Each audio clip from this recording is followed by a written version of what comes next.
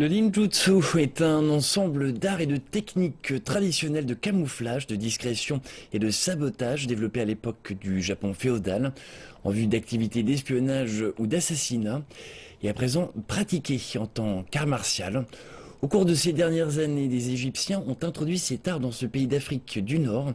Ils sont à présent des dizaines à pratiquer le ninjutsu comme un sport et de nombreux grands maîtres viennent transmettre leurs connaissances. Reportage. Pour les amateurs d'arts martiaux, le ninjutsu est un art qui rime avec secret et mystère. Il combine des styles de combat avec ou sans armes, ainsi que des techniques d'espionnage avancées. Le ninjutsu était au départ un art martial qui était utilisé dans les combats militaires. Les pratiquants avaient recours à toutes sortes de techniques de combat, des frappes au poing, au pied, des ligotages, des étranglements, des frappes au niveau des centres nerveux ou des techniques pour briser les os. Chacun de ces arts est un programme complet. En tant que sport, en raison des risques de blessures qu'il pourrait provoquer un adversaire, le ninjutsu est pratiqué sous forme de kata qui consiste en des mouvements codifiés. Il n'existe pas de fédération internationale pour ce sport, seulement une organisation locale qui se trouve dans son pays de naissance. Ceux qui sont intéressés par son apprentissage ne le font pas en vue de gagner une quelconque compétition.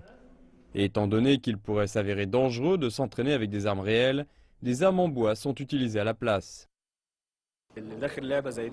Ce que je recherche dans cet art, c'est de pouvoir apprendre à me défendre de manière efficace. Ce n'est pas dans le but d'obtenir une ceinture élevée ou de remporter un titre. Cette semaine, ces étudiants de ninjutsu suivront l'enseignement de certains des plus grands maîtres mondiaux. Philippe Bartos est un maître réputé de ninjutsu, ceinture noire 13e dan. Il vient 2 fois par an pour vérifier les progrès de ce sport en Égypte et transmettre quelques-unes de ses techniques.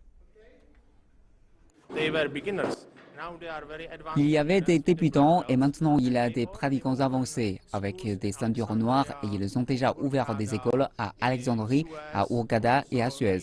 Nos étudiants avancés ouvrent de nouvelles écoles à travers toute l'Égypte. J'ai confiance en l'avenir car nous organisons des séminaires 2 fois par an et nous avons beaucoup de bons étudiants comme au Japon.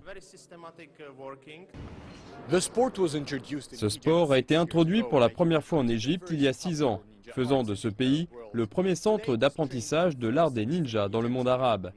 Aujourd'hui, il est enseigné dans 4 villes d'Égypte et de nouveaux étudiants rejoignent ces écoles chaque année.